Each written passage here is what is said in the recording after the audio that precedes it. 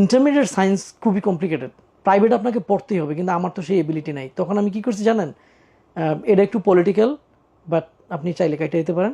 আমি হচ্ছে ছাত্র শিবিরের কিছু ভাই যারা আমার ভর্তির সময় হেল্প করছেন, গ্রাম থেকে স্টুডেন্টরা আসলে জেনারেলি একটু কমপ্লিকেশন হয়, তো ওনারা হেল্প করছেন ভর্তি হওয়ার জন্য, ফর্ম টর্ম জমা টমা দেওয়া এগুলা। ওনাদের কাছে গিয়ে আমি একজনের কাছে বলি যে ভাই আমার তো অবস্থা খুবই খারাপ, আমার যদি একটু কোনো স্যারকে বলে একটু প্রাইভেটটা ফ্রি করে দিতেন। এই ছাত্র শিবিরের ওই ভাইয়েরা কিন্তু এই কাজটা করছেন, আমার বলতে ফেলে দিব না আমি, এটা থাকবে। হ্যাঁ, এই শিবিরের ভাইয়েরা কিন্তু এই কাজটা করছেন।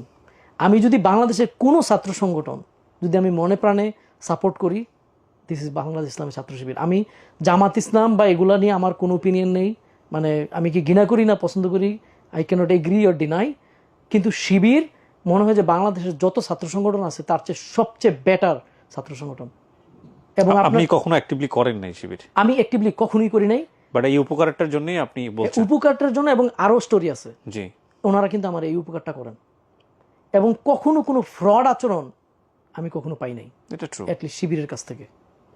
এবং একটা আইডল যদি আপনি কেউ মানতে চান যে একটা গুড ক্যারেক্টারের person, that might B A Shibir person. না এটা আমিও অনেকের সাথে মিশেছি, কখনোই আমি স্টুডেন্ট পলিটিক্স করিনি।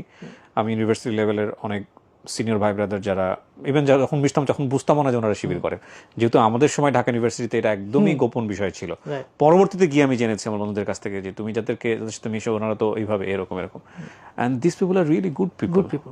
কখনো মানে খারাপ কিছু দেখিনি আমি, খারাপ কেন বলবো। এক্স্যাক্টলি, বিএনপি এবং জামাত তখন কিন্তু ক্ষমতায়, কারণ আমি 2003-এর কথা বলতেছি, 2-এ আমি মেট্রিক পাস করে ভর্তি হই, 3-এর সময়ের কথা বলতেছি। ওনারা কিন্তু এই প্রাইভেটটা আমাকে ফ্রি করে দেয়, এবং স্যারকেও অসংখ্য ধন্যবাদ। ওনার নাম ছিল হাসান স্যার, উনি কেমিস্ট্রি পড়াইতেন। উনি, আমি গিয়ে বলছি যে এই ভাইয়া বলছে আপনার ওর সাথে কথা বলছে আমাকে ফ্রি পড়ানোর জন্য, ওনারা আমাকে ফ্রি পড়ান।